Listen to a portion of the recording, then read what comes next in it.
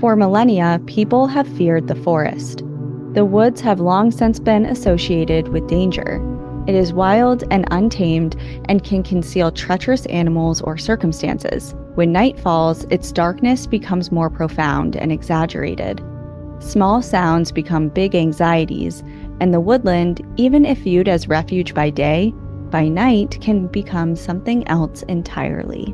Our global oral and written histories contain thousands of stories regarding what lurks in the forest, from creatures like the Wendigo, Ogopogo, and Kachutuatsku to spirits and fairies, all of which retreat to forests to remain hidden. Creatures, cryptids, and ghouls aside, there is another beast that uses the wilderness as well. Something that is the most deceitful, dangerous, and unpredictable of all: humans. Welcome to National Park After Dark.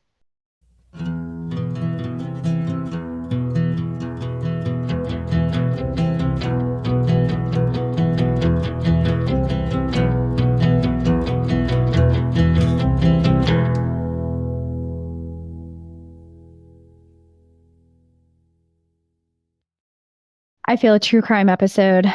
It sure is. And it's a two-parter. Ooh, we haven't done a two-parter in a long time. I know. It was kind of a surprise two-parter because this episode was recommended by a listener and I found a documentary on it. It was like 45 minutes, watched it. I'm like, this is great. And then I found a book. And of course, there's always a book. So I just felt like it was so detailed it deserved two parts. It probably could be three, to be honest, but I'll condense it to two. So next Monday will be the conclusion of this story. But for now, yeah, it's part one. We love a two-parter. Yeah, we're on video, which is new. Hi, everyone. If you have not heard yet, we have created a YouTube channel. And we are now on video, so you can watch this podcast. If you're listening somewhere, it is an option to watch us on YouTube, and our faces are here, which is very new for us. But if you have never been able to put a face to the voice, it is now here, and we're excited to venture into YouTube. I think it's been a long time coming.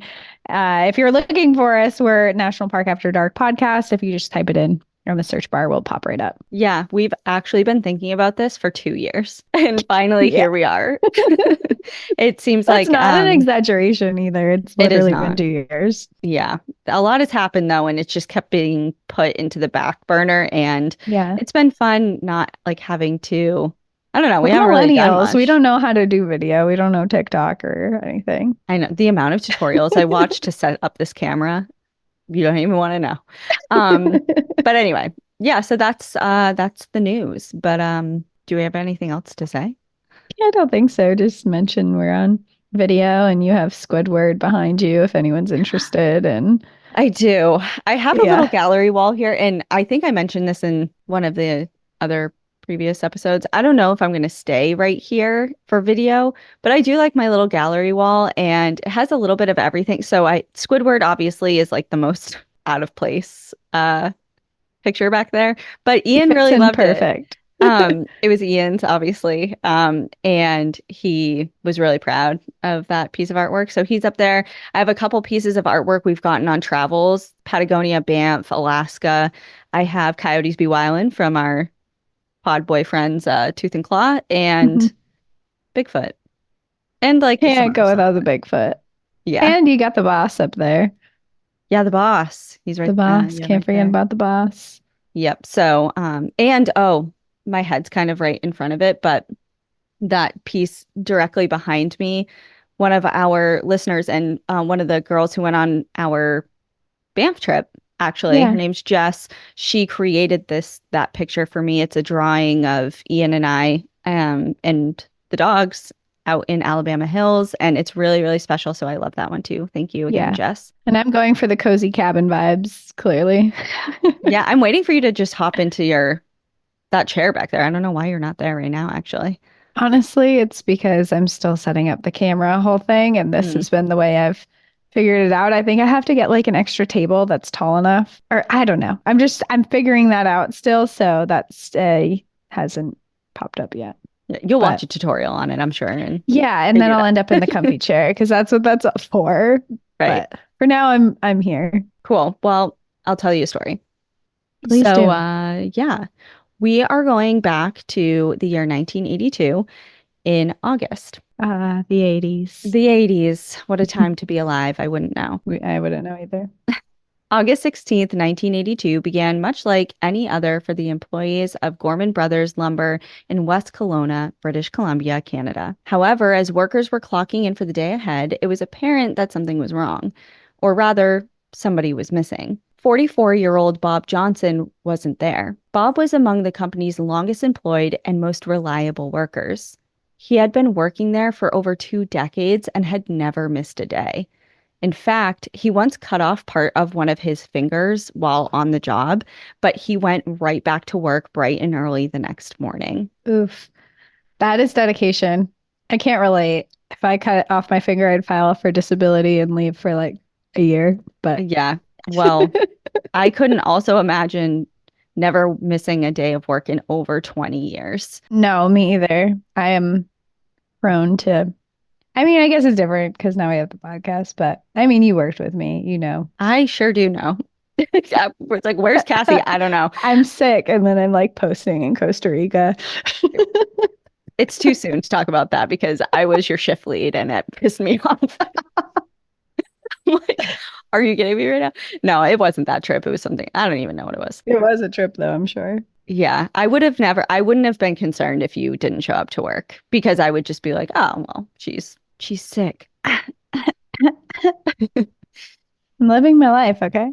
I know, and I get it now. I was acting my wage. You were. And I unfortunately was not born with that gene. I would work for I have worked for pennies and it's Yeah. not right. I mean, the amount of work you put in when we worked together as vet techs, you were basically making pennies for the amount you were doing. That's true. But we've moved on Yes. and we're in a new chapter of life. So back to Bob. He had taken some vacation time off to go on a much awaited 2-week camping trip. His absence was odd, but not totally out of the realm of possibilities if you think about it, especially on the tail end of a 2-week long vacation. Delays happen, things can happen. So it wasn't like an immediate, let's call the police, but it was definitely noted. And plus, Bob had been stoked for his vacation. He told everyone he knew about it as it was approaching, including his friends, his neighbors, and his coworkers. The plan was to visit Jasper National Park, and it would be a family affair. His wife, Jackie, who was 41, 2 daughters, Janet, who was 13, and Karen, who was 11, along with his in-laws, so Jackie's parents, George, who was 66, and Edith, who was 59. And their last name is Bentley. So you'll hear the Johnson and Bentleys a lot. So that's who I'm referring to. And they were all going to be in attendance. And Bob was thrilled that his girls, especially, would be getting some great outdoor experience, especially at such a young age, and that he could spend some time fishing, which was one of his all-time favorite pastimes.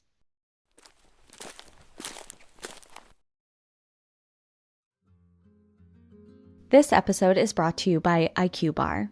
Starting your day off on the right foot is key for how the rest of your day is going to unfold. And starting off your day on the right foot when it comes to fueling your body and your brain is a perfect place to begin. I've been kicking off my days with a grab-and-go breakfast, hydration mix, and jitter-free coffee, all from IQ Bar. And you can start each day off right along with me with IQ Bar's brain and body boosting bars, their hydration mixes, and their mushroom coffees. Because with fall upon us, so are fall flavors. And, we wait for this all year round. So you should snag their limited edition pumpkin spice flavors while they last because they're gonna go quick. Start each day right with IQ Bar's brain and body boosting bars, hydration mixes, and mushroom coffees. Their ultimate sampler pack includes all three, and right now IQ Bar is offering our podcast listeners an exclusive deal. 20% off of all IQ Bar products plus free shipping. You can snack smarter with IQ Bar, which has more fiber, less sugar, and carbs than the alternatives, and they come in 9 amazing flavors. Toasted coconut is kind kind of my favorite at this point in time. They also have their zero sugar drink mix called IQ Mix, which hydrates with electrolytes and boosts your mood with magnesium and comes in 7 different flavors. Right now, my favorite is pina colada. And last but not least, IQ Joe is a jitter-free coffee packed with natural caffeine and brain and productivity boosting ingredients like magnesium and lion's mane. It comes in 4 delicious flavors, and my favorite, of course, right now is the pumpkin spice. How could I not? Call me basic if you want. IQ Bar makes the #1 brain and body nutrition bar, hydration mix, and instant coffee in the United States.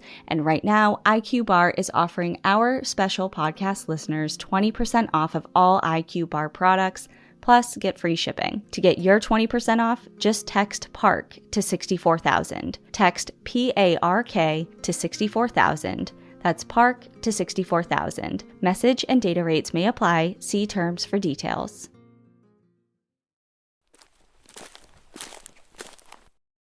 The Johnsons and the Bentleys' plan was to meet up in Clearwater, a town tucked high in the Columbia mountain range of the Rocky Mountains. After loading their 1979 Plymouth Caravelle car top carrier with camping supplies, the Johnsons left first on Monday, August 2nd, to allow for some time to stop and meet with friends along the way and kind of take their time getting there. And several days later, on August 8th, the family met up with George and Edith.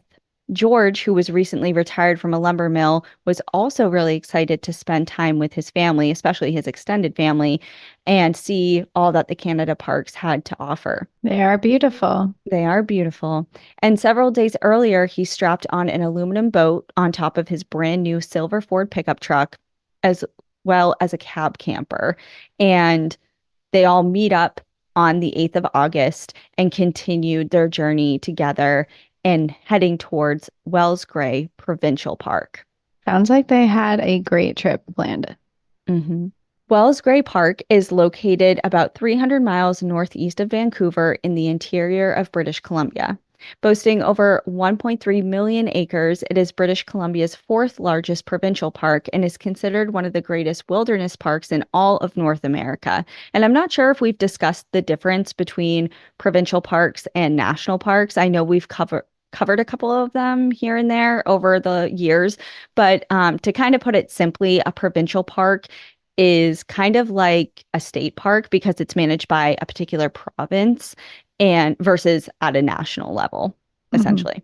With a rich First Nations and homesteader past, Wells Gray, established in 1939, is renowned for its scenic hikes, one of which leads to Helcombe Falls, which is actually twice the height of Niagara Falls. Ooh. The landscape features glaciers, canyons, large lakes and river systems, fields of wildflowers. There's some mineral springs and lava beds, and people travel here for camping, guided trips like canoe and rafting and hiking trips. And there's a lot of winter sports here as well, skiing and snowshoeing, and just trips across the backcountry. Aside from being an outdoor recreation dream, it also plays an important role in conservation, as it protects the largest remaining herd of mountain caribou in all of British Columbia. With 3 main ecosystems in the park, it is also home to other iconic Canadian wildlife. So we're talking moose, wolves, grizzly, brown bear, cougars, Very lynx, cool. all of the above. They're all there. They're all there. And with so much to do and so much to see, it was a perfect choice for a stop on their 2-week vacation. The family wanted to be close to the park, but away from people. So they settled on a campsite just outside of park boundaries. And the site was actually on an old abandoned prison site, which we'll get into creepy. a little later as well. Because when that came up, I was like, what the hell does that mean? An abandoned prison. So they unloaded their belongings and made plans for the next day while sitting around the campfire. When it was time for bed, the adults retired to the camper while the girls tucked into their sleeping bags in a tent that the adults had set up for them. The next day was full of fun. Janet and Karen spent the entire day in their swimsuits, running through the woods and playing in the stream. They had set up near a stream intentionally because Bob really loved fishing. So they spent a lot of time playing in the water and running through the woods and kind of just enjoying the summertime. And then the next day, the following day, the girls took off in the woods to help collect berries because their grandmother, Edith, loved baking and she was really renowned for her famous huckleberry pies. And the girls were helping her collect the ingredients to Oh, that's bake. so On the camp. wholesome. That's such a family thing. I know. Huckleberry pie with your family. I That's know. very nice. After another full day of playing and another campsite dinner and some roasted marshmallows, their mother Jackie tucked them into bed while the adults enjoyed some time around the campfire that evening. Karen was looking forward to sixth grade, while Janet was about to make the leap into high school. And I can just imagine them up because obviously they were put to bed while the adults had their adult But time, you but don't go to you bed. don't go to sleep. So I can just kind of imagine them tucked into their sleeping bags. And because it's towards the end of the summer, it's kind of the last summer hurrah before they're going into another school year and just kind of talking about that and maybe what they were nervous of or excited about. Just And like how kids do, just yeah, staying up and like you're laughing so much, your parents are like, stop, shut up, hey, like go to bed. yeah, pipe it down. Yeah. But suddenly there were loud bangs, crashes, and utter chaos that they heard erupt outside of their tent. Taking the girls by surprise, they lunged instinctively to the back of their tent. They could hear yells and screams and commotion coming from their family on the other side of their tent walls, but everything happened so quickly, it was hard to tell exactly what was going on, especially because they couldn't see anything. After a few moments, Janet reached for the zipper on the door of her tent, nervously inching it downwards. Suddenly, it was clear that someone else had their hand on the zipper from the other side of the tent. A human shape was illuminated by the fire behind them, and Janet could tell that the person was her mother. The zipper revealed just enough of Jackie's eyes before another loud sound rang out, so close that this time it sent Janet cowering back again. Like it just startled her so bad. But Mhm. when she got back up and regained her composure, her mom was gone, and in her place, a man that they did not recognize. Oh God. No one, especially Bob's coworkers and other members of the Bentley and Johnson families, had any idea of any of those events that had unfolded in the wilderness. So as the days dragged on and after repeated calls to his home with no answer and still no Bob, Al Bonar, the manager of the mill, made a call to the Royal Canadian Mounted Police to report him missing. The missing persons report that Al made, along with photos of the group provided by other members of the Bentley and Johnson family, were forwarded to Sergeant Barada. Law enforcement began a search of the park and turned to the public for some information. They knocked on doors or in the surrounding area, spoke to everyone in their last known location, and set up an anonymous tip line. Someone did come forward with a piece of information stating that they had seen two little girls that matched the description of Janet and Karen, along with two older people who they're now assuming are their grandparents. And the witnesses said that they stopped at a gas station about 40 miles east of Clearwater and were asking people about the best places to go berry picking. So that narrows down their search of where to kind of hone in on where all of these people may be. The search, including private pilots, honed in on the area and searched over 600 square miles. Wow. Speculation and theories of what could have happened ran the gamut. I mean, there's everything from they got lost, they're injured somewhere and unable to reach help, they ran off and joined a commune or a cult, like literally A to Z. Well, to have People are so wondering. many people missing is it's weird. It is Like weird. usually it's a hand like maybe it's a couple or like one person, but to have Hmm. this entire family that hasn't returned is weird. Exactly. And especially family that has no known reason to intentionally disappear. Yeah, like nothing's off. They're a normal family. They're on vacation. Like why can't we reach any of them? Right. So the worry that something more sinister could be at play Yeah, was on the outskirts of people's minds, but it was nobody wanted to go there, of especially right course. away. They didn't want to assume the worst. So they had their fingers crossed that maybe they just all went out together and got turned around and towards the end of their vacation and maybe like they're just lost somewhere. Everyone was hoping for at least some sort of positive outcome. Of course. But as time went on and leads started to dry up after that one, person that came forward about the berry picking thing no one else had seen them really. And their search revealed not much of anything. So the situation became more and more grim. Other members of the Bentley and Johnson family waited on bated breath, waiting by the phone for any update and spent hours with their eyes glued to their television sets, just hoping that the news would reveal some sort of information or update, or they would receive a call from law enforcement. Yeah. But days turned into weeks and nothing came. The first day of school came and went, and life somehow went on while the lives of Elaine, Bob's twin sister, and their other family members were completely paralyzed and just suspended. Teachers recalled the first weeks of school without the Johnson girls, how it felt really fuzzy and unfocused, and how no one could focus on anything, teachers and students included. I mean, there's such this glaring absence of these sisters that are And supposed to no be there. reason why, Yeah, you and this big know. mystery surrounding where they were and where their parents and their grandparents were. Um, Yeah. and of course, that just led to a lot of rumors and conjecture, not only spreading throughout the halls of the school, but also through the streets of Clearwater and the surrounding area. Which must be so difficult for the family members too, to hear all these like just talk, no one knows what's going on. So Mhm. just, I'm sure people had like wild theories, and to hear that about people that you love is hard. Yeah.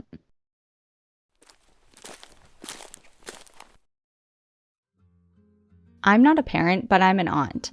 And now that I'm home and with my nephew way more than I have ever been, I have seen firsthand how busy parents actually are. And our next partner makes mealtime for kids much easier and much more enjoyable. This podcast is sponsored by Nurture Life. Nurture Life is a meal delivery service focused on helping busy parents easily feed their babies and kids from 10 months old to 10 years old. The company provides fresh meals and snacks that are delicious, nutritious, and fully cooked. That means they're ready to serve in just 1 minute. Nurture Life lets kids enjoy a healthy, nutritionally balanced diet while still eating all of their favorites like mac and cheese, spaghetti and meatballs, and much more. So parents can be sure that there's always something on the menu that their little ones will love. And what sets Nurture Life apart from other meal delivery services is without a doubt how amazing their meals taste and how healthy they are. It's because their meals are made fresh every week and shipped directly to your door. My nephew loves them because, of course, as soon as I got my box from Nurture Life, it was sent directly to him, and I loved hearing from Alyssa, my sister, which meals he loved the most. Right now, he's on a noodle kick, and he calls them new-news, so those recipes are definitely his favorite, anything with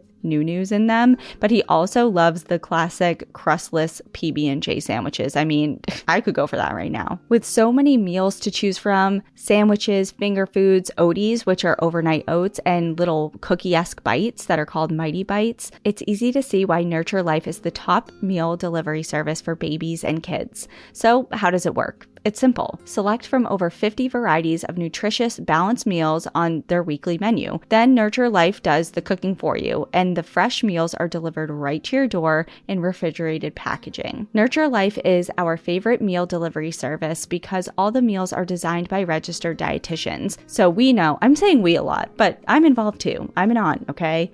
But Alyssa knows that her child is getting the food that is best for him. And that means that she can focus on all the other responsibilities that go into caring for him instead of worrying about what's for dinner. It's about time that a flexible meal subscription existed for babies and kids. So head to nurturelife.com and use code NPAD for 55% off your first order. That's right, 55% off. Once again, that's nurturelife.com for 55% off, and make sure you use our promo code NPAD so that they know we sent you. Then on September 13th, which is now nearly a month after anyone from the missing group was heard from, a discovery was made. A local man was out picking mushrooms in Wells Gray Park when he came across a burnt-out vehicle off of Battle Mountain Road. He reported it, and Sergeant Barato responded. The road wasn't truly a road made for passenger vehicles where the vehicle was found. It was more of like a trail used for off-roading or biking or horseback riding. And the average car, especially this type of car, would have had some sort of trouble getting up there unless it was intentionally driven up there. Like, it's very odd that this car Yes. is here. But there it was, and the guy happened to stumble upon it. And the investigators rushed to the scene. Obviously, over a month, it's their first real big potential lead. And at this point, they have no idea if it's connected to the Bentley and Johnson case or not, or it's just some random Hmm. burnt out car and another issue. But Sergeant Barada immediately clocked the license plate numbers on the car and recognized them right away as belonging to Bob Bentley's vehicle. Oh. It was charred and heavily damaged, but one glance inside prompted law enforcement to rope it off and call in the homicide team. The shell of the vehicle was intact, but the interior was completely burnt out. Inside, in the back seat, was a large amount of ash and what appeared to be human skeletal remains. No. As the site was sealed off, additional teams, including forensics and cadaver dogs, arrived to process the area. And it wasn't immediately clear how many people were in the car just because of the extensive damage. But what was apparent was the lengths that someone went to attempt to destroy the scene. And it's so, I mean, I just covered the story in Australia, Hmm. who the same thing, he attempted to burn the scene and destroy a bunch of evidence. And it's very reminiscent of that episode. So yeah, it was clear that someone had used some type of accelerant on purpose to start Try this and fire. hide whatever was Yeah. going on there. Yeah. Yep.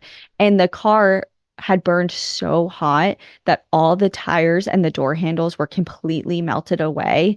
And there was an area of about 20 feet around the vehicle that was completely scorched out. So this was a huge blaze. I was going to ask that if anything around had caught on fire. And I'm surprised. I mean, you said it's a pretty remote area, but Mhm. nobody saw this fire No, no. going on.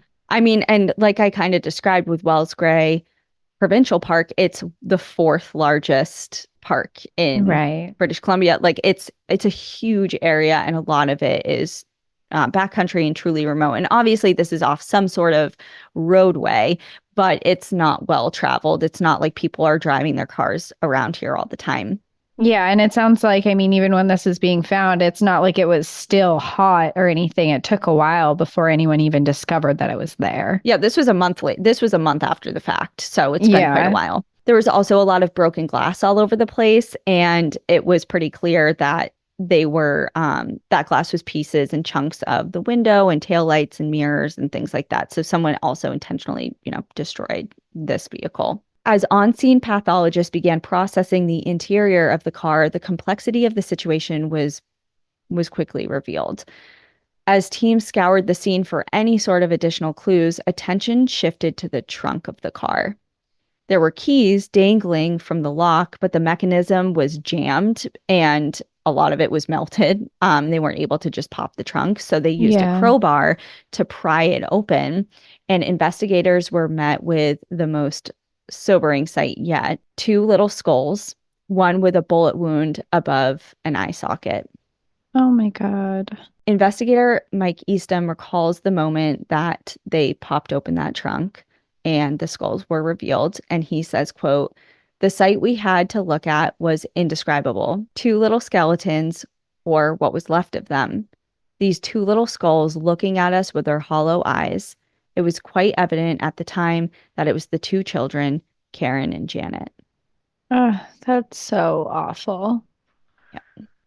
I mean, all of it's awful, but there's just another aspect when it's a child, two children. Two And they're, children yeah, it's just ugh, stuffed into the back of a car that and was lit burnt. on It's just fire. like it's horrific. I Yeah. can't even imagine being the person to come up to that scene, but then also to be the family members to know that that happened to someone that you loved and know and Like your niece or your ugh, nephew, it's yeah, hard. it's awful. The salvageable remains in the trunk as well as in the back seat were collected, labeled, and photographed, along with other personal effects that they could salvage, including watches and pieces of jewelry. There was a belt buckle, just various things like that. Mhm. And investigators started putting pieces together with what new information they had and began entertaining new theories, because, of course, this changes everything. Where was the rest of the family? Who killed these people and why? And they even thought for a little while was it one of the family members? Because George Bentley, who, as a reminder, is the grandfather, he was known to have a rifle. So maybe he shot and he snapped and killed his family. Like at this point, they know that there's two skulls, so clearly the remains of two individuals in the trunk. But what they found in the back of the car was so charred that they had no real clear idea right away how many people were there. It could have been one, it could have been everyone. They had no idea. Okay, so so at this point, they think that it's possible that the entire family was in that car. Well, at this point, they're thinking that the two children were probably most definitely in the trunk. So there's Yes. those two. And because it was Bob Johnson's car and there was so little remains to work with and it wasn't clearly distinguishable as far they weren't looking at bodies. They were looking at charred remains with some type of skeletal They pieces thought in the Bob mix. might not be in that. No, they thought that the grandparents may not be in that. Oh, gotcha. Because this is Bob's car. So Bob and Jackie and their Yeah. two children. So they're thinking, Hmm. is that just them four? And then where are the grandparents? Because the grandparents and their vehicle, which is the truck with the boat and the camper, like that's nowhere to be found. Oh, right, right. I totally forgot about that. So they're thinking that maybe they're off somewhere. They have no idea even where the campsite is. They have no, like, they don't even know Oh, where yeah, they because they didn't camped. know where they were camping. This was Right. just someone reported this vehicle. Correct. And then maybe they started thinking, okay, so if this is the Bentley family, did they maybe pick somebody up as a hitchhiker who then did this to them? There's just so little to go off of, even though there was this Mhm. kind of big development at the time. So that just opened up a huge new realm and world of A possibilities. lot of questions. So there was a lot of unanswered questions, little evidence to go off of. Like I said, they still didn't understand the full picture. They didn't know where their campsite was and whose remains were actually inside the vehicle or where the other vehicle was. Information slowly leaked out to the family through investigators and the media. Initially, it was thought that, like I said, four bodies were in the car, but who they belonged to was difficult to say. So, I mean, investigators obviously informed the other family members of what they discovered, but they couldn't definitively say how many people were there and who they were. Yeah, So, that's awful. it's just so awful. But the forensics team worked rather quickly and identified the remains as belonging to the entire missing family. Oh my So, God. all four adults were piled into the back seat of that car, and the two little girls were in the trunk. So there's six Okay. people and three generations of a family completely wiped out. This is crazy. And I was thinking that someone was alive because of the way you told the beginning, because you had like, is there a Mhm. witness? Is that how we know Yep. And you'll what see, happened? this is why it's a two-parter, because there's a lot going on here. I But was so yes, hopeful someone was alive. someone is alive, but it's not who you want it to be. Investigators immediately informed the Bentley and Johnson families as soon as they made positive IDs, and they immediately took cover in their homes to hide away from the media storm that absolutely took over their entire lives. I mean, the media was Yeah. literally camped out in their driveways, followed them everywhere, just Mm. would not leave them alone.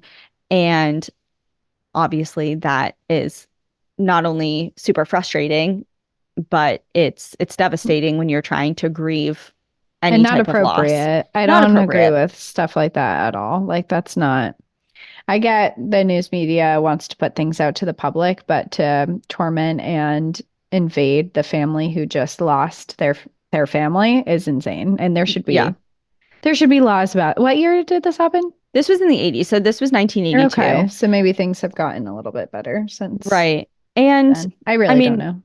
obviously, if somebody wants to make a statement, if a family member wants to make a statement and approach the media on their own, that's one thing. But to harass people who are in the most fragile time of their life is uncalled for. Yeah, I agree. Services for Bob, Jackie, Janet, Karen, George, and Edith were held 10 days after the bodies were discovered, although their physical remains were not released for burial until November.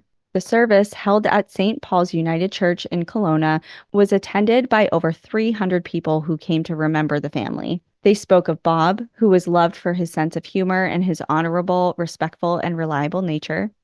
Jackie was remembered as a vibrant and helpful soul, and her daughters, Janet and Karen, were remembered for their love of fun and their kind and vibrant nature. The service complete, Bob's siblings and parents and members of the Bentley family went through all of their belongings and began the process of learning to live in a new reality without their loved ones, while investigators were hard at work putting the pieces together of what exactly happened and who or whom was responsible. The top priority was to find the location of the Johnson Bentley campsite and the Bentley's truck camper boat combination. Yeah, because if someone has it, then that might be Mhm. the person. Right. And of course, if they find the campsite, it may lead to a lot more information. It was thought that perhaps the killer or killers had driven off with the other vehicle. A detailed description of that vehicle was released to the public, and soon thousands of calls poured in with alleged sightings of this missing truck camper boat. And investigators also hit the streets, knocked on doors, and set up a large-scale search for information of the area that included help from federal and provincial services and a lot of volunteers. The first big tip came in from someone on vacation who said to have seen the exact vehicle and camper combination at a gas station. And it didn't have a family inside, but rather a pair of shaggy-looking middle-aged men. Oh, After several interviews of that witness and the gas station employees, sketches were made of the two suspects, and those sketches were dispersed to the public. A Wells Gray Park employee also came forward with some information. He remembered seeing a vehicle that matched the description of the Bentleys at a location known as the Old Bear Creek prison site. Mike Eastham and his partner arrived and immediately saw items that linked the Bentleys and Johnsons to that site, such as Bob's favorite beer, 6 seats set up around a fire, marshmallow roasting sticks, and more. Additional search team members soon arrived and discovered more and more items that not only confirmed that this was the campsite that they were looking for and that was tied to the family, mm-hmm. but the murder scene as well, as 6 .22 caliber shell cartridges were found. Despite the new information, movement on the case slowed to a near stop. 1982 bled into 1983, and despite a large cash reward for any information leading to an arrest and investigating over 12,000 individual tips, the case grew cold. As spring approached, the investigative team came up with an innovative idea to swirl up public interest in the case, hoping to jog somebody's memory and spread the news of the case to places it may not have reached. Because if you think about it, I mean, this is a huge case. I've never Mm-hmm. heard of anything. I mean, well, unfortunately, I guess I have hearing of there's a lot of family annihilators and stuff out there. But I mean, this is almost unprecedented, especially in this time in this area for an entire family to be murdered and disposed of this way. And you would think that it would reach everywhere in Canada, but you never know. Canada's huge, and there's a Yeah, lot of more remote areas. And then there's also people traveling from the United States into Canada that maybe aren't in the area anymore, is something that I think of, right. especially because of the location, brings in a lot of tourism. Exactly. So the investigative team came up with kind of like um, I don't want to say a publicity stunt. It was more like a publicity campaign. So it involved driving an exact replica of the Bentley, the truck with the cab camper and the boat, like exact replica across all of Canada. And Wow. two members of the investigative team were in charge of the drive. And on the back of the truck, they put this huge hand painted sign in red lettering that read Johnson and Bentley murders, Wells Gray Park, BC. Have you seen a similar truck slash camper similar since August 1982? If so, contact your local police. And it was written in Wow. both English and in French. And they drove that with that huge sign across all of Canada. And this was totally under the investigators were the ones who initiated all this, Mhm. not the family. Yep. Wow. I wonder, just like my first thought for that is I wonder what the budget was for that. You know, like I just Hmm. to buy an exact replica and then hire your investigators to drive across the country. I mean, that is real dedication. That's a lot of like if you were like the family paid for this and they wanted to do it, I'd be like, that makes sense. But hearing that the Canadian government did that to try and find these people is really nice. And I'm sure it was really comforting for the family to know that they were that serious about finding whoever did this. Yeah, it really showed how dedicated they were to finding who was responsible for this or any Yeah. information that would lead to that conclusion. So they spent 3 weeks driving across Canada, stopping to speak to hundreds of people and handing out flyers, not only of the family, but also of the suspect sketches that Oh, the composite sketches from that witness at the gas station that saw the two shaggy gotcha. middle-aged men.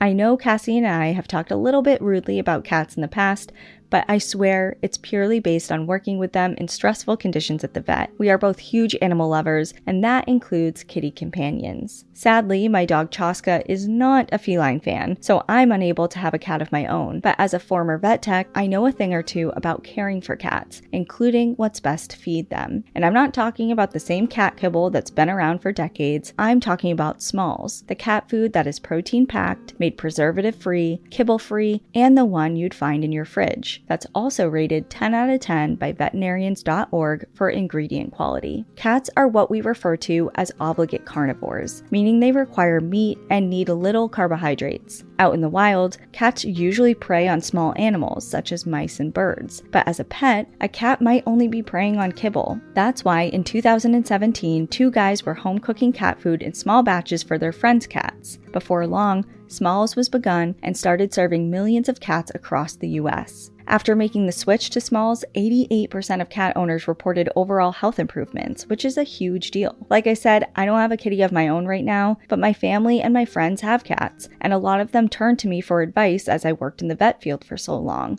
So I'm so happy to recommend Smalls to them because I feel better knowing that their companions are eating fresh, protein-packed meals, the ingredients of which I actually recognize. The team at Smalls is so confident your cat will love their product that you can try it risk-free. That means they will refund you if your cat won't eat their food. Now is the time to make the switch to Smalls. Head to smalls.com/NPAD and use promo code NPAD at checkout for 50% off of your first order, plus free shipping. That's the best offer you'll find, but you have to use our code NPAD for 50% off of your first order. One last time, that's promo code NPAD for 50% off of your first order, plus free shipping.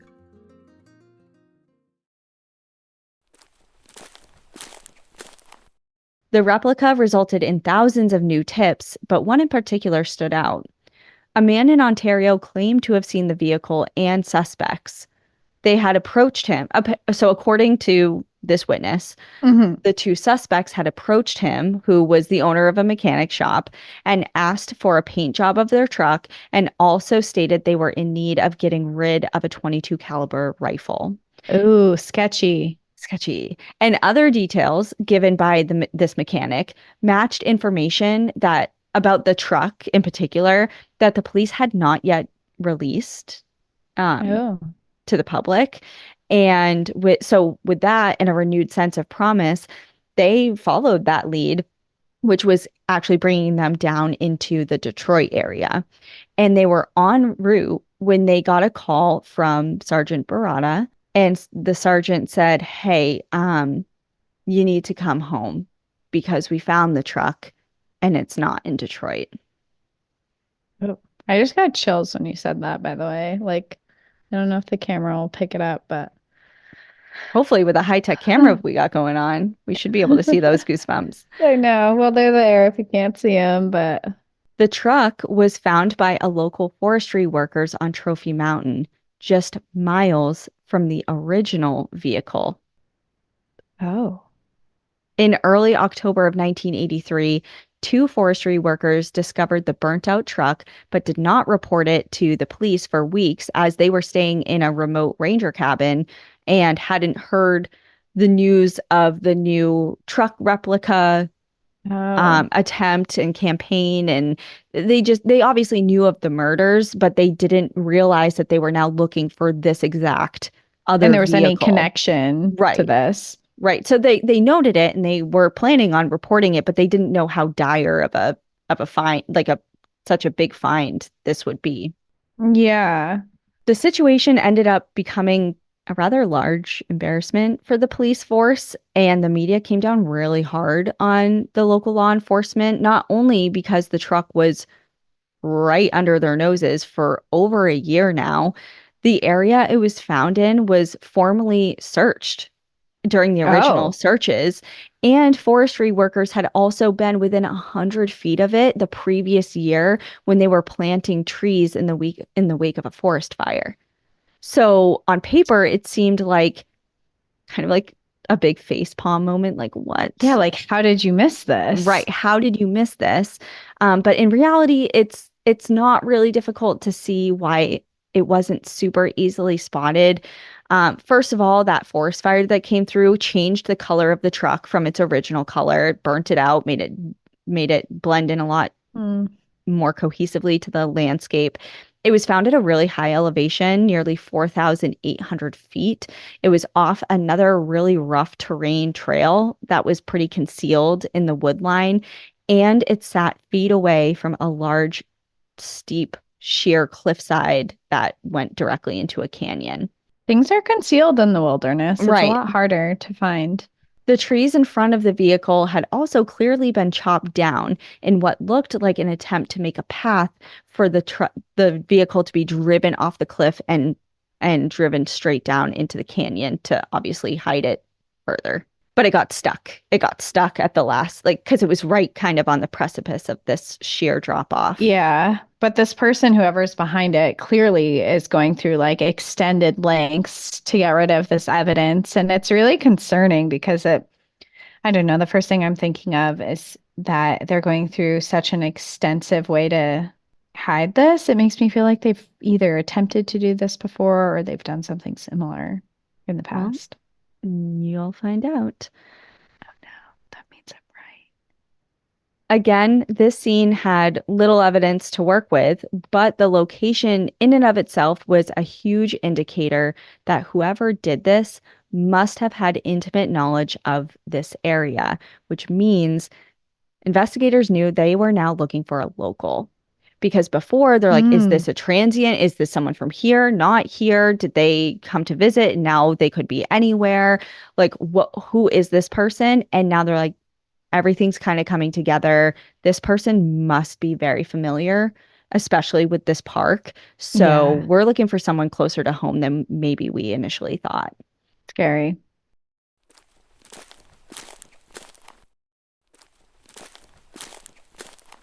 The area was shocked. A crime of this magnitude simply did not happen in places like Clearwater, yet here it was.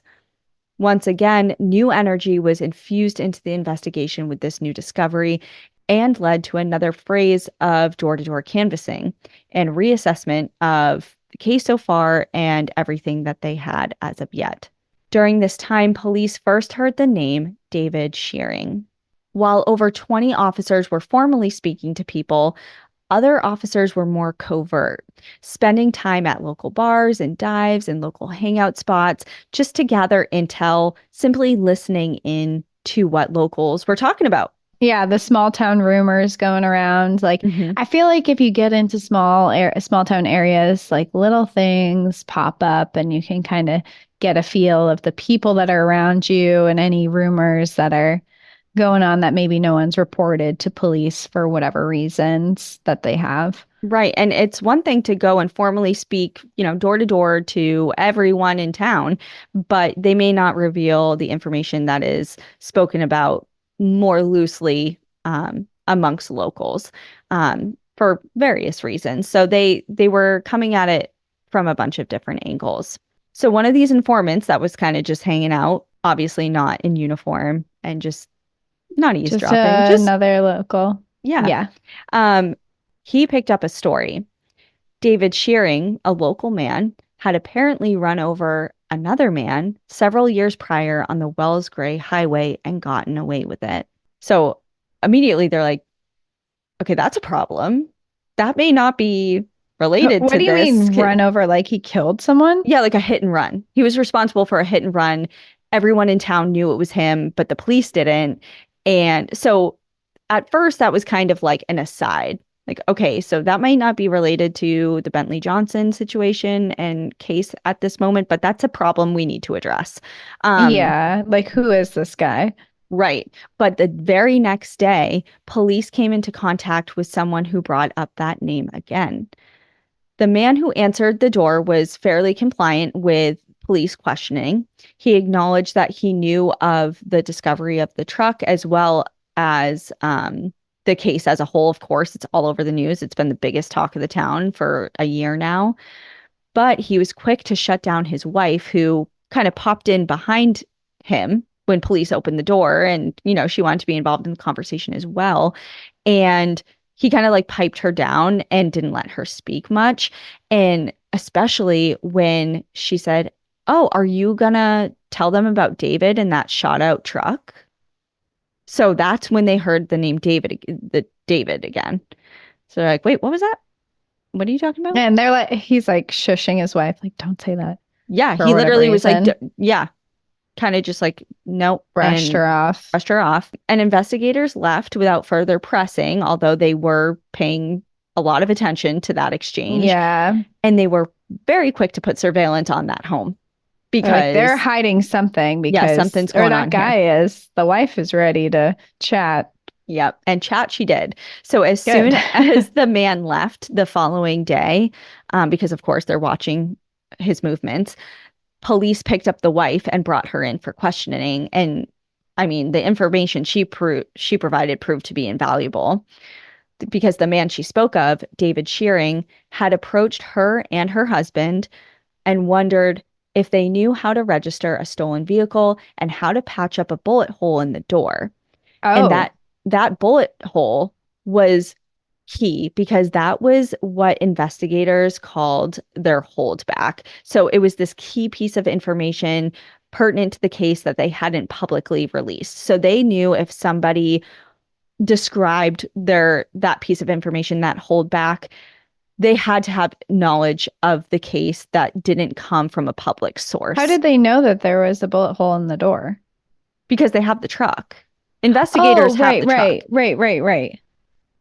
I'm Right. forgetting that. I'm like, okay, don't mind me. Yeah, Okay. right, right. They have the truck. So they have the truck. This woman knows about the holdout piece of information Hmm. that no one else does. So that means that they really need to find and speak to this David Shearing. So a little bit about him. David Shearing was born on April 10th of 1959 and grew up in British Columbia. His father had worked at the minimum security Bear Creek prison that campsite was on, Oh. and also raised cattle on a 160-acre farm where Shearing grew up. The youngest of three children, he was known as a quiet, shy kid, but a really good student who excelled especially in math and mechanics.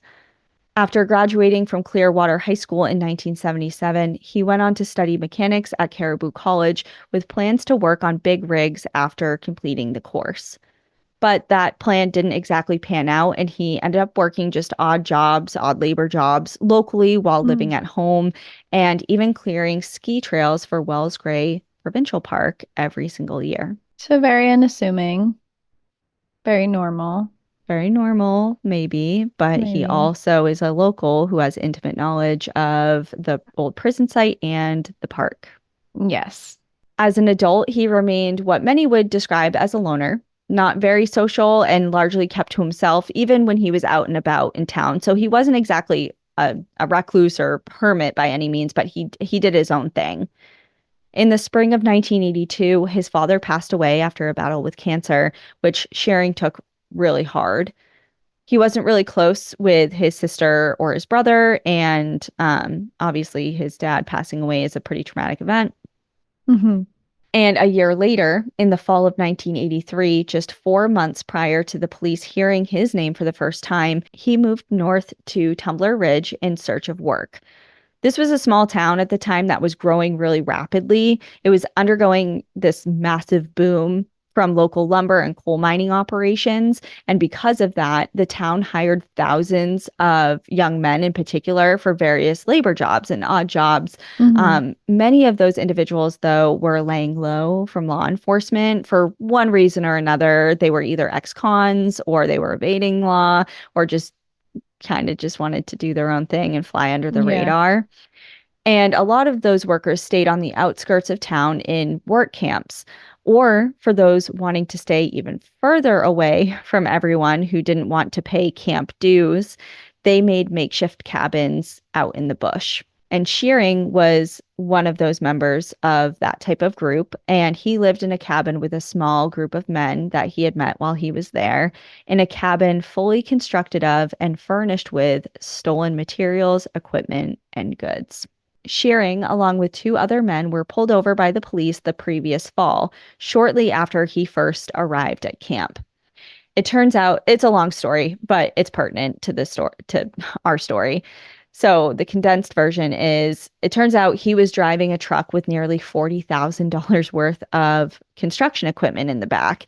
And at the time, there were no reports of any missing or stolen equipment, but the scene and the behavior of Shearing and the two other guys was just unmistakably sketchy. Sketchy. Yeah, the Yeah. the officer knew, and You're he up knew to these guys. something. He knew he was a local law enforcement. He knew a lot of these guys It were wasn't his trouble. first time running into them or Right. knowing their type or whatever. Right. So after a really tense standoff and one arrest, Shearing was let off the hook but remained on police radar, kind of like, Hmm. I got my eyes on you, type of thing. And shortly after, a tip linking the equipment noted in the back of that truck was actually stolen. It's like, hey, actually, yeah, all that equipment, it was taken. The police were dispatched to the Shearing cabin shack in the woods.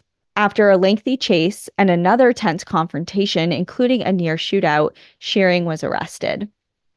Details started coming in from around the work camps about Shearing at this time, including his threatening remarks to his landlord, to which he owed a lot of money. I mean, he threatened to kill him and beat him up and this whole thing. He also bragged a lot about derailing a train at one point, even though that couldn't be confirmed. And there was a lot of stories coming out about him from the women in the camp about his unnatural sexual behaviors. Like what? I don't know. It didn't elaborate. It just says unnatural in quotes from them. Oh, okay. That sounds scary, but Despite the stories, he had no formal criminal record and was set free under the condition that he reported to the police station once a week. And he did that. He showed up to every appointment on time. He was completely compliant with, what he had to do under the conditions of his release.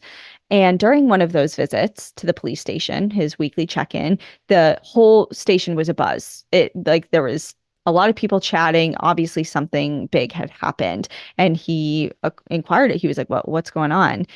And it turned out it was the day that the truck was found in the canyon. And Shearing had some things to say about it. He made some comments to the officers how he wasn't super surprised why it took so long to find, because the bush was so thick in that area of the park. And he so knew because he grew up mm, close by. In fact, he had spent nearly his entire life up until 4 months prior, because that's when he moved to this town for work. yeah, He spent nearly his entire life living in a home that was 2 miles from where the bodies of the Johnsons and Bentleys were discovered. immediate red flag. Immediate. He's like, I know that area intimately, and I know exactly where you're talking about, and I get why it took you so long. It almost feels like to me it's a brag. Like, I get why it took you so long. That was a good spot. Is what it's feeling like to me, the way you're describing it.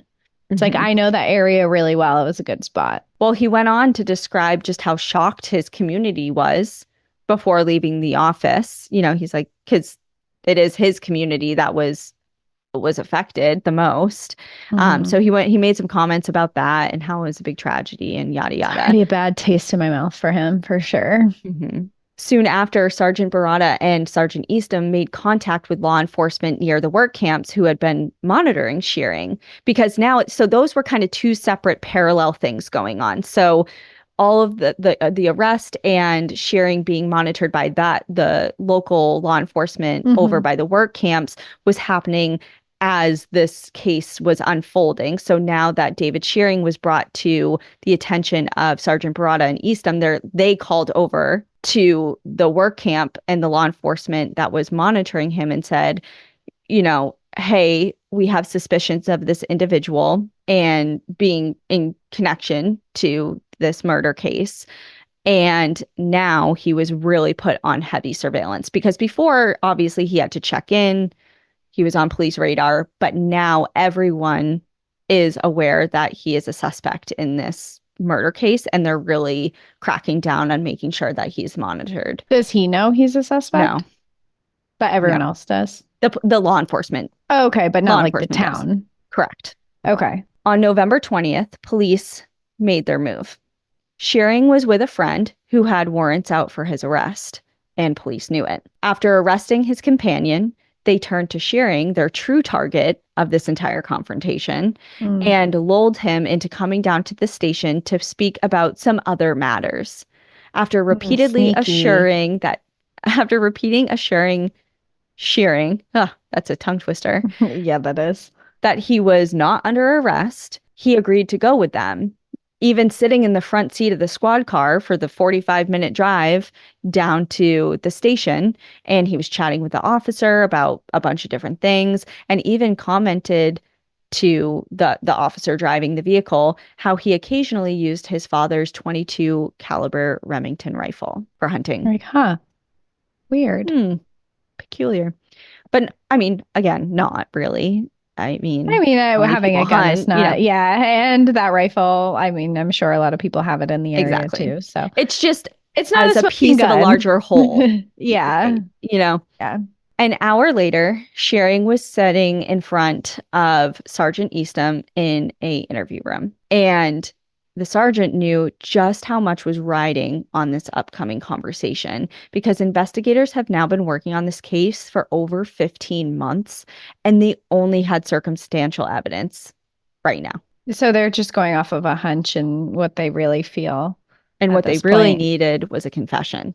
That's what they needed. So they didn't want to scare him away or alert him to their true intentions right away They during the just wanted him to conversation. slip up Right. somewhere. So the sergeant began the interview very relaxed, very light, and asked Shearing, who still didn't know the exact reason for exactly why he was there, just different questions about himself, his interests, his work life, his family, his hobbies, social life, any struggles he had, like very relaxed. And as time went on, Shearing responded to that and became more relaxed himself. Because at first he was kind of like, what is all this about?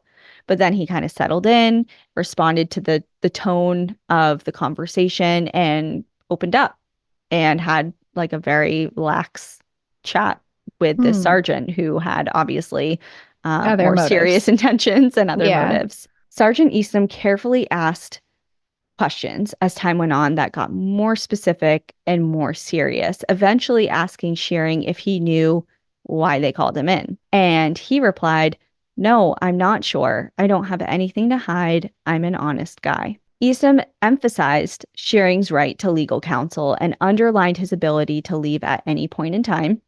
Yet, David Shearing stayed and continued the conversation. Despite the sergeant revealing that he was a detective working on the Johnson Bentley murder case, he brought up the hit and run incident on Wells Gray Highway. And at that, Shearing, who had tensed up again at the mention of the murder investigation, when the sergeant was like, yeah, I'm here investigating the murder case, but I got to ask you about this hit and run we've been hearing about. So he's kind of on guard, but then it looked like he kind of relaxed a little bit when he then pivoted to the hit and run, which is also very bad, but it But kind of not just as showed bad. not as bad, I I mean, it's guess. really Yeah, bad, but it's all it's bad. not an entire family bad.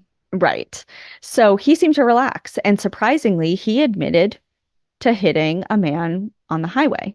And he described in full detail what had happened. He had been on his way home. He had been drinking. It was shortly after the passing of his father, and he turned to drinking a lot during that period of time. He said he was drunk and he ran over this person and he hit him so hard that he remembers his truck bouncing over this body. It's Oh my awful. God. That's awful.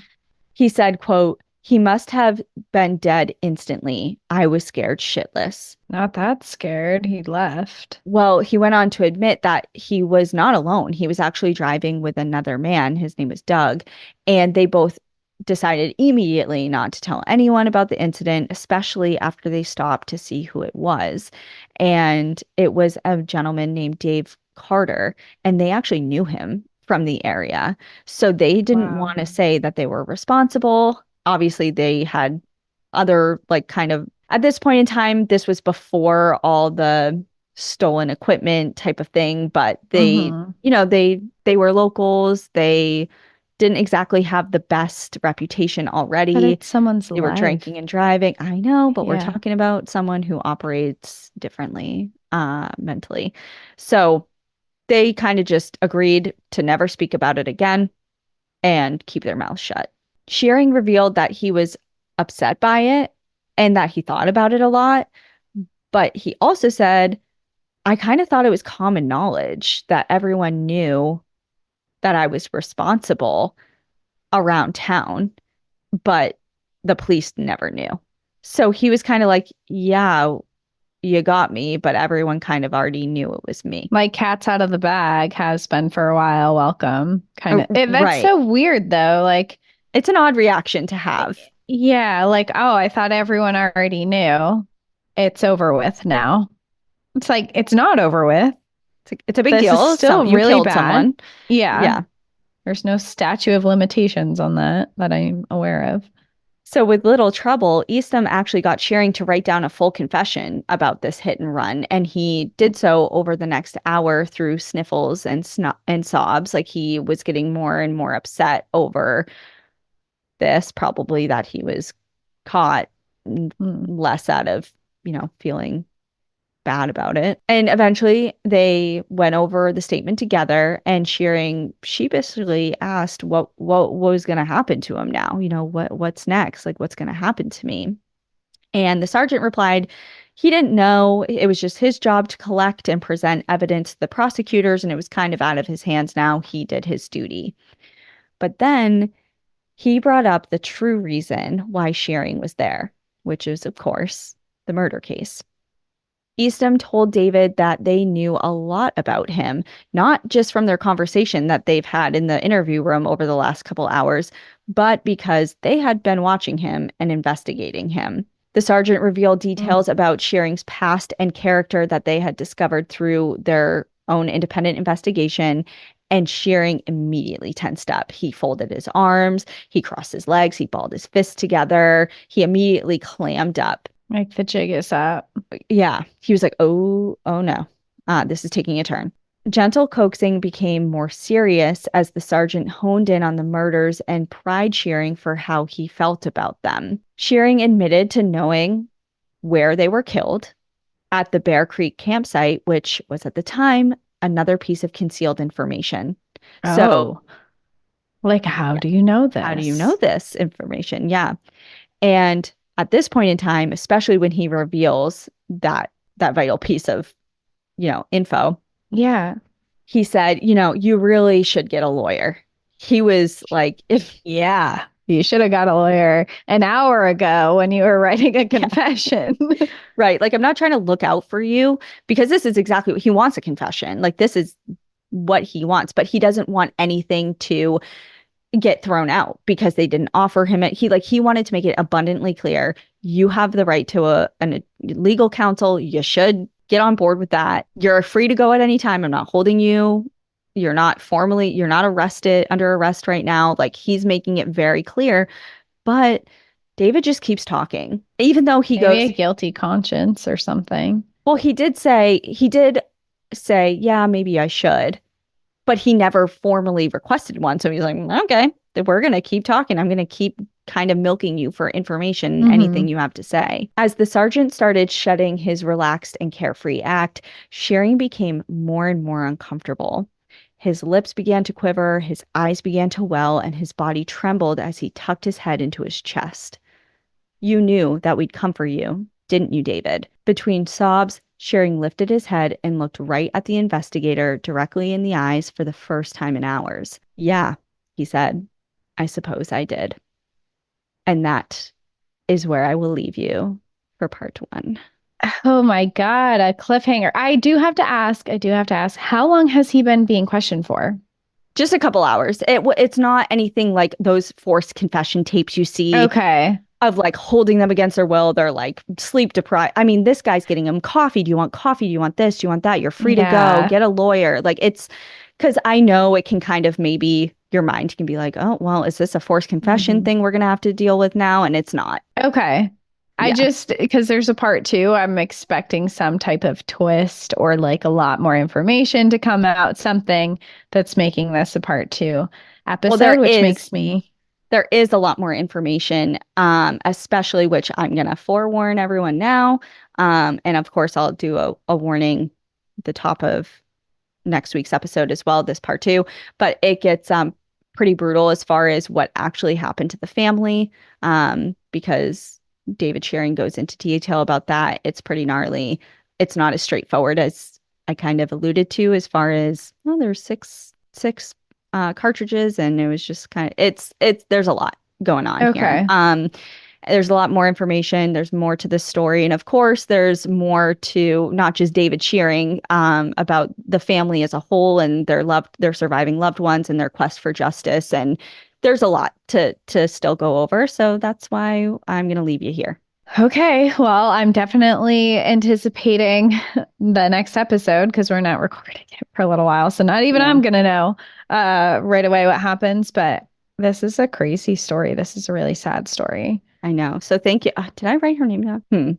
I always say I'm going to do that. I'm going to be like, I'm going to give credit to people who say they recommended this case. And guess what? I don't have it written down, but if I do, I will shout you out on the next episode, because this was a email from someone that said, Oh, "Hey, okay. you should really look into this case." So that's how I found it. Yeah, we do love episode recommendations. We definitely find stories based on that. So if anyone's listening and you have a recommendation, I think email is probably the best because Hold on. Instagram messages Wait get a lost. darn second. Oh, yeah. I You have a submission form on our website I do. also. You could totally email us. That's totally fine too. We'll compile it in the same spot, but it is just like more streamlined and Right, really right. is so lovely. If you go onto our website, there's a new episode tab where not only you can search every episode by keyword, it has our entire backlog on there.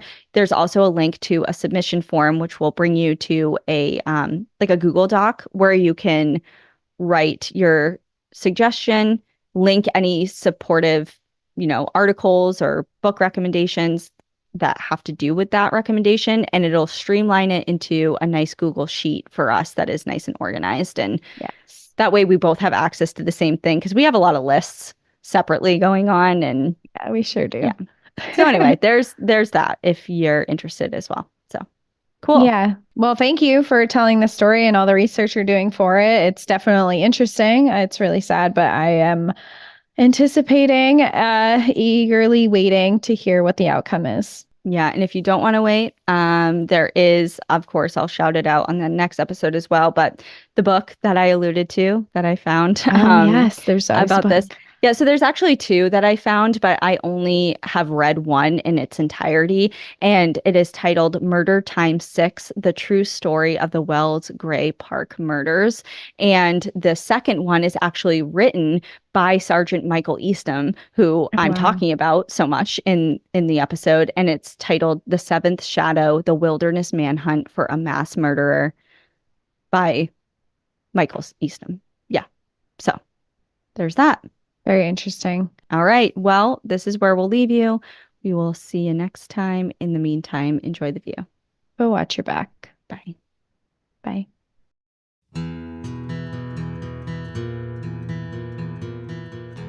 Thank you so much for joining us again this week. If you have a trail tale or story suggestion, send us an email at stories@npadpodcast.com. Follow us on Instagram and Facebook at National Park After Dark and on Twitter at NPAD Podcast. Join our Outsiders Only community on Patreon or Apple subscriptions to listen ad-free, unlock monthly bonus episodes, and exclusive content. And remember, when you support our sponsors, you are supporting our show. For our exclusive discount codes and source information from today's episode, check out the show notes. For more information on our show, our book recommendations, merch updates, and more, visit our website at npadpodcast.com. And please rate, review, and subscribe from wherever you listen to podcasts.